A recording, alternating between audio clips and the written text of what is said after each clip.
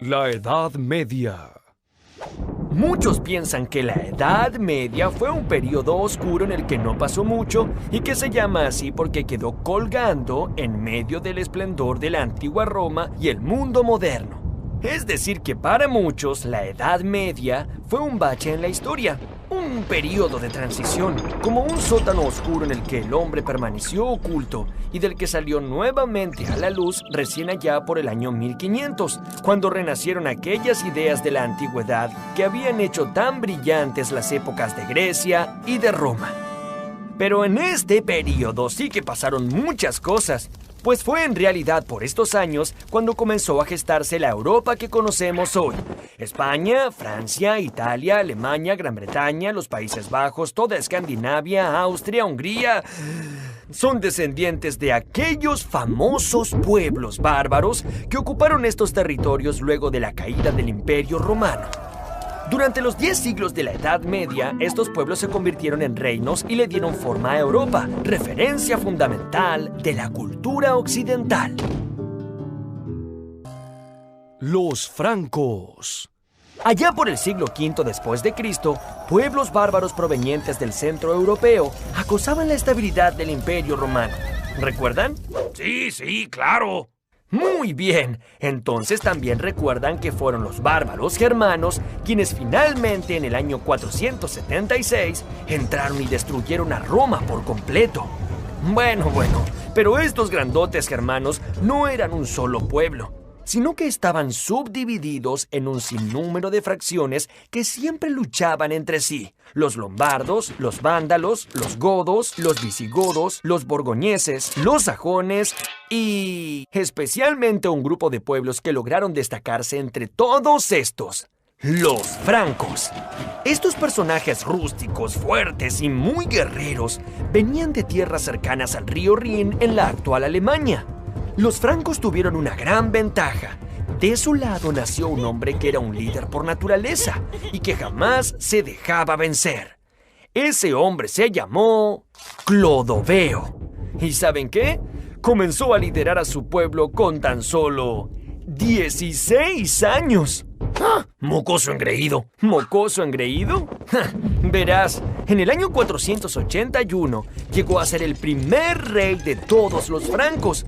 Y bajo su mando, los francos se extendieron desde su patria, luchando contra todos sus vecinos y conquistando la mayor parte de la antigua provincia romana de la Galia, o sea, la actual Francia, que tomó su nombre de estos fuertes guerreros. Clodoveo gobernó desde la incipiente ciudad de París. Luego se casó con una bella princesa del pueblo de los borgoñeses llamada Clotilda. Pero resulta que Clotilda había abrazado la religión cristiana, cosa que no agradaba mucho a los rústicos francos. Parece que Clotilda le habló y le habló y le habló. ¡Ya, mujer! ¡Sí! ¡Oh, Jesús el Redentor! Clodoveo cedió y finalmente se bautizó cristiano. Este fue un hecho fundamental, ya que a partir de Clodoveo, todos los francos se convirtieron al cristianismo. Y así se fue forjando una relación importantísima entre los reyes y la iglesia, que duraría por siglos. La nobleza de espada. Los francos tenían una costumbre particular que con el tiempo se hizo muy común en toda Europa. Cuando un rey moría, su reino era dividido entre sus hijos o príncipes. Ellos entonces tendrían tierras propias y podrían construir sus propios castillos para custodiarlas. ¡Guau! ¿Castillos con torres gigantes, fosas y puentes levadizos? Sí, Pipo, es que los reyes tenían que protegerse mucho de sus adversarios, ya que gobernar por ese entonces no era otra cosa que defender las propiedades por un lado y atacar nuevos territorios por el otro. Para ello, cada rey necesitaba de muchos caballeros que se prestasen para el servicio militar. A cambio de este servicio, el rey les concedía parte de las tierras conquistadas, donde estos caballeros podrían construir sus propios castillos, convirtiéndose en duques, que quiere decir conductores, o condes, que quiere decir a su vez propietarios de un condado. Fue así como los guerreros más valientes fueron adquiriendo propiedades que debían proteger en honor a su rey. a quien además le debían lealtad absoluta hasta la muerte. Ellos fueron la nobleza de espada. Gracias a la antigua costumbre de los francos, los hijos de los nobles heredaban esos mismos derechos, y al igual que sus padres, tendrían una porción de tierras que proteger. Esas tierras que circundaban el castillo y que eran llamadas feudos. Los feudos no estaban compuestos solo de tierras y castillos. En torno a las murallas de un castillo se extendían las aldeas de los campesinos. Estas también eran parte del feudo. Los campesinos trabajaban de sol a sol en los campos, pero no eran esclavos. Tampoco eran hombres libres, ya que estaban obligados a cumplir los designios del señor que los protegía desde el castillo. Este decidía sobre todas las cuestiones de la vida en su feudo.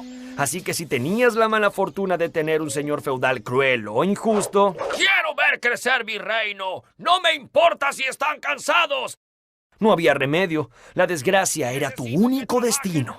Aún así, casi nadie se atrevía a abandonar la aldea en la que había nacido, porque más allá, en los bosques y pantanos, solo había caminos desamparados, hambre y el temor de ser interceptado por demonios o espíritus malignos. Ningún campesino sabía leer ni escribir, y rara vez sabían qué pasaba más allá de las colinas que delimitaban el horizonte. Esa falta de conocimiento sobre el mundo que los rodeaba les generaba muchos temores, y esos temores estaban reflejados en fabulosas supersticiones sobre magos, brujas y dragones. El orden feudal. En la Edad Media la vida se caracterizó por una lucha incesante. Los nobles se unían en sólidos ejércitos que se debían lealtad los unos a los otros y a su vez, todos juntos le debían lealtad a su rey. Pero si lo único que hacían era luchar, ¿cómo se mantenían? ¿De dónde salían sus riquezas? Muy buena pregunta, Pipo. Para que los nobles tuvieran caballos, armaduras, espadas, capas y comida, los campesinos de cada feudo debían trabajar sin descanso. Ellos producían todos los alimentos que comían sus señores, y lo que sobraba también era tomado por estos señores para intercambiarlo por todo aquello que necesitaban en sus campañas militares. ¡Wow! Algo así como lo que tengo es mío, lo que sobra es mío, lo que no tengo es mío y lo tuyo también es mío. La sociedad feudal funcionaba como una gran rueda. Sobre ella se apoyaban tres grandes grupos que nunca se mezclaban entre sí. Aquellos que se dedicaban a luchar eran los nobles caballeros. Aquellos que se dedicaban a rezar eran los monjes del clero. Y aquellos que se dedicaban a trabajar la tierra eran los campesinos. Cada grupo dependía del otro. Si los campesinos no eran defendidos por los nobles, no podrían cultivar la tierra. Y si los nobles y la iglesia no tenían que comer, ¿cómo iban a pelear y a rezar? Estos tres órdenes eran muy rígidos y nadie podía moverse de uno hacia el otro. La organización feudal duró en Europa unos 1000 años.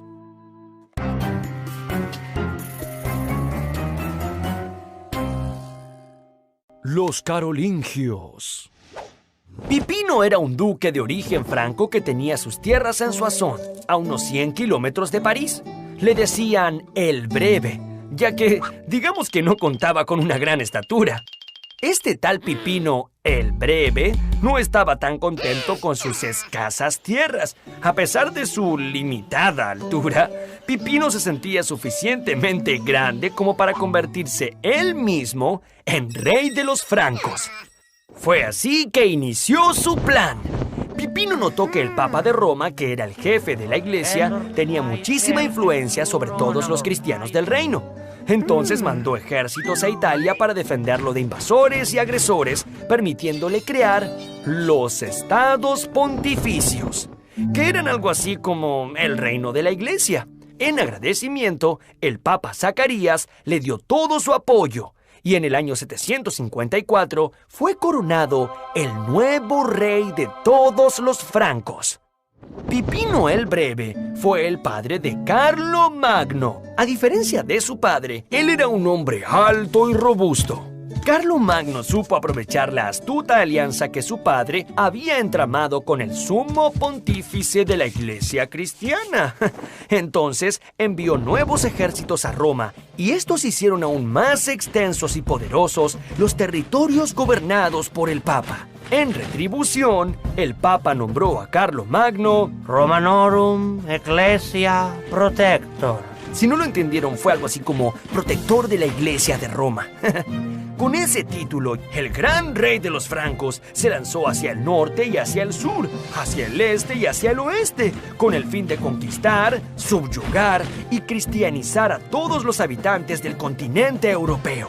Después de incansables campañas contra los lombardos, los sajones, contra los ávaros, contra los eslavos, contra los godos y contra los visigodos, Carlomagno había logrado formar un gran imperio. Pero no fue tan solo un gran conquistador. Carlomagno quiso unificar a todos los señores y aldeas de su imperio en una sola religión y bajo una misma cultura, basando su poder en el conocimiento.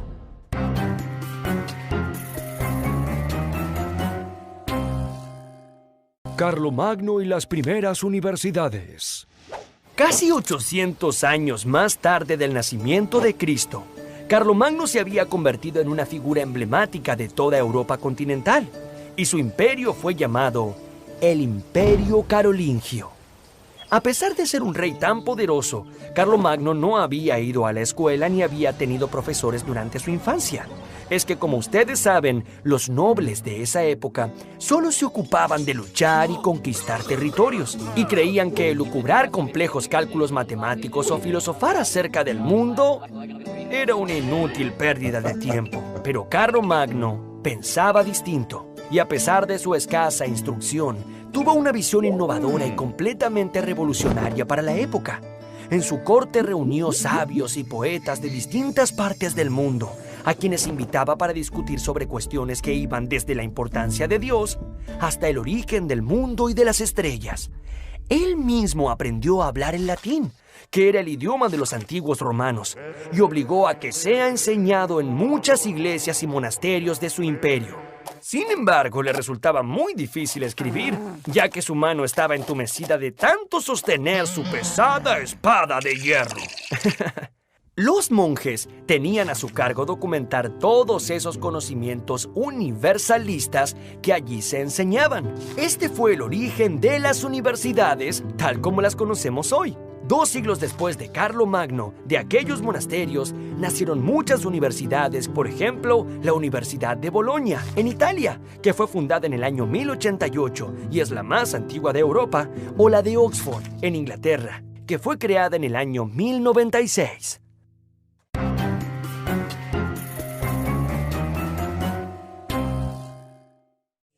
Entonces, actividad número 1 que vamos a trabajar en historia, chicos, es contestar las preguntas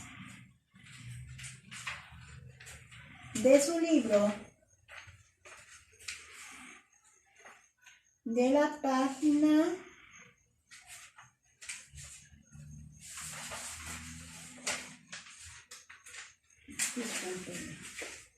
página 81. Aquí dice, para iniciar el tema, vienen dos actividades. Esas actividades las van a plasmar, chicos, en su libreta. La siguiente actividad es que con el tema de la Edad Media en Europa, van a hacer este esquema en su libreta. Aquí recuerden que ya lo hemos trabajado, se lo van a hacer en su libreta. Y te preguntan que hay 2, 4, 5 preguntas, las cuales tú debes de responder. Y para terminar, vas a hacer el mapa de la página 82. Página 82, en donde vienen los reinos que habitaban en ese periodo. Recuerda que para hacer más fácil tu trabajo, puedes utilizar el papel mantequilla para poder calcar tu dibujo y que te salga bonito. Recuerda utilizar los mismos colores que vienen en el mapa. Y la información que viene aquí para que podamos interpretar.